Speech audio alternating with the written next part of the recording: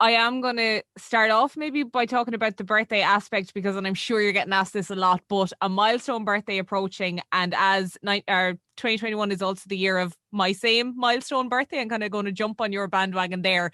Yeah. I'm sure your 20s were full of highlights because it was just so much success, but could you pick out some of the best moments from your 20s as you look back? Um, there's honestly too many. Just like being on tour, releasing my album, doing a song with Clean Bandit, with Marshmello, David Guetta, growing some vegetables. That was a good one. What vegetables? I did some potatoes, strawberries, tomatoes, lemons. And that's it. Lemons. Yeah, that's it. Yeah. Yeah, lemon. Very impressive. And was that something that you were like, I just need something different to focus on? And I I've just need always wanted to grow my own vegetables. I don't know what it is. I just feel like I always get a bit like, what have people put on this tomato to make it so big? So I thought I'll do my own, see if it will come out normal. And it did. And they're so delicious. I'd say everyone should grow their own vegetables. Honestly, it tastes so much better. So I've done that. I cooked a lot. I put on loads of weight, lost loads of weight. that's allowed. Just my highlights. Yeah, loads. Too many. It's been an incredible decade, I think, in the music industry. There is one achievement as well, and I don't see it on your Wikipedias. You mightn't even be personally aware of it yourself, but you're the very first person I've ever seen getting positive sentiments shouted out of a transit van too. From your documentary, there's a transit van going by, and I'm like, if someone's going shouting, it's usually negative, but it's like, I love you, Anne Marie.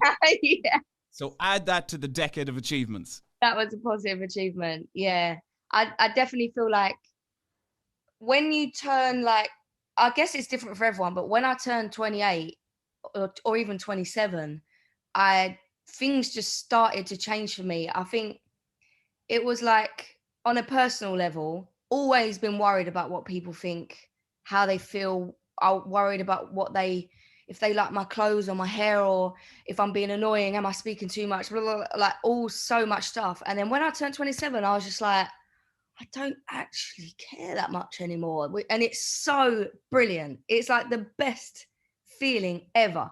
Obviously, like sometimes I have like bad days and stuff like that, but that moment was just like, oh, that was brilliant. And now I feel like my 30s are going to be really good. And I've always thought this because my mum said her 30s were her favourite years. And I think I believe her.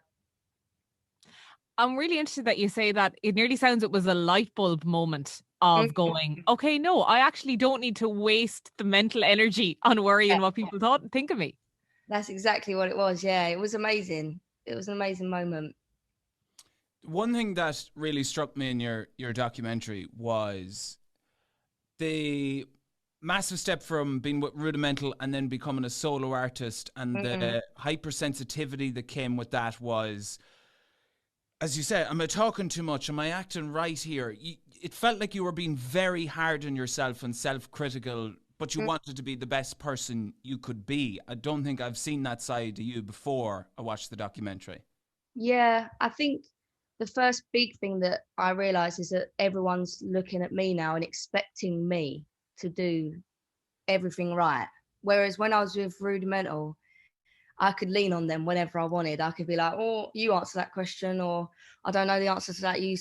So it was really scary, and I think because I always want people to like me as a human being, let alone my music. I think in interviews and stuff, and just in general, I never wanted to say something wrong, just in case something was not right or made someone feel a certain way. I never wanted to make people feel uncomfortable. But in the end, I end up thinking, I'm not even thinking about myself at all. I'm just constantly saying what people want to hear. And I'm not saying that everything's been like a load of crap, but it's been stressful, I think, wanting to say the right thing all the time because we ain't perfect. And I'm a human and I say things wrong all the time and I act wrong and I do stuff that is a bit crazy, but I think that's what I've let go of a little bit, which is, it feels really nice.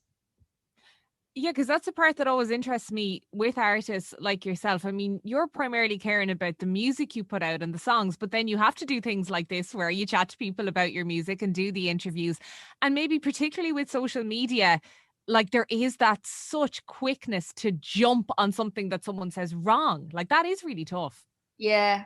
I think the best thing someone told me how to deal with that is that whatever you put out into the world, if you know you're a good person and you're trying your best to be a good person, then it doesn't matter how people react to it, because you are just putting out good from your heart, if you know what I mean. So yeah, it's a weird one, social media. And I've definitely, do you know what? Ever since doing this song with KSI, he has taught me a lot about how to deal with bad comments online, because he just literally laughs, just laughs it off.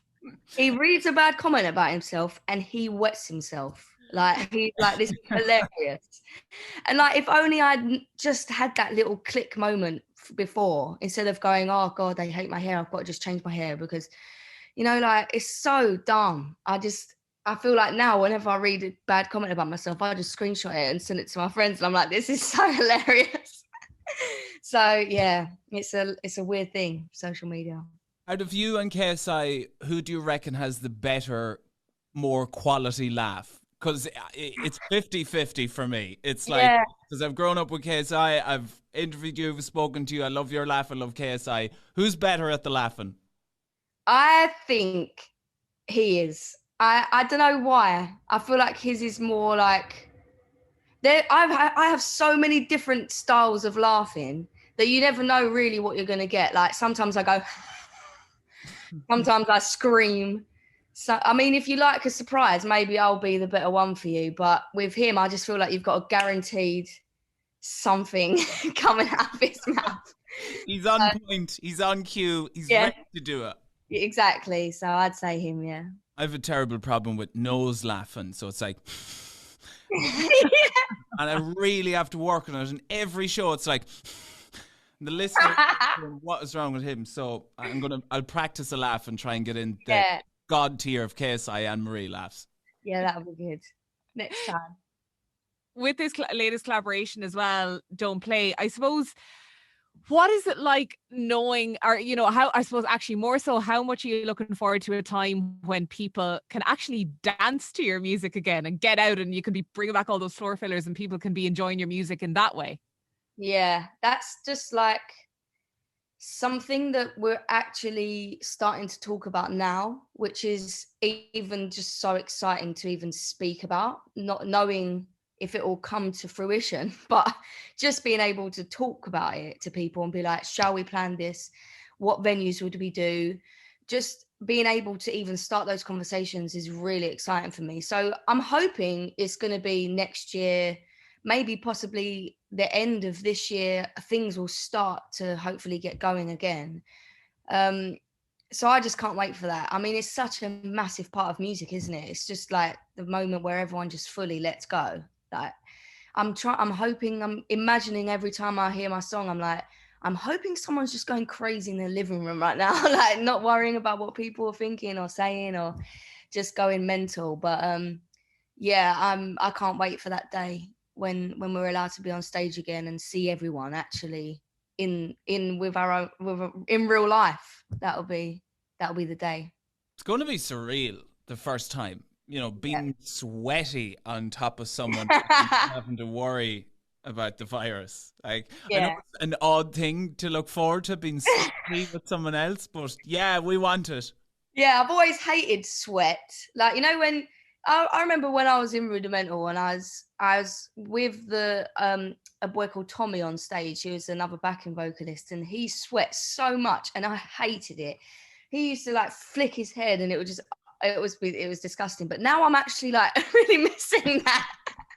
I'm like, damn, I should have appreciated that at the time. Looking back over old footage and just zooming in on Tommy, it's like, look at that sweat. Isn't that beautiful? That's glorious. One thing I wanted to know, Shallow Hal, me, myself and Irene, what about Super Troopers? What's that? Oh, damn it. God damn it. You don't know Super Troopers? Oh, damn. What is that? It's a film. With who, though? It's about, I'll tell you what it's about. It's about cops on the Canadian-US border, and they smoke stuff they shouldn't be, and hilarity ensues. But I would put that in the same tier as Shallow Hal, me, myself, and Irene. And not disappointed, but I'm glad I'm able to make you aware of it. Yeah, and I'm very intrigued, because if it is up there, I am very sorry that I've never seen it before. And if it is up there, I'm going to thank you so much after. So I'll give you the feedback on that. Please do.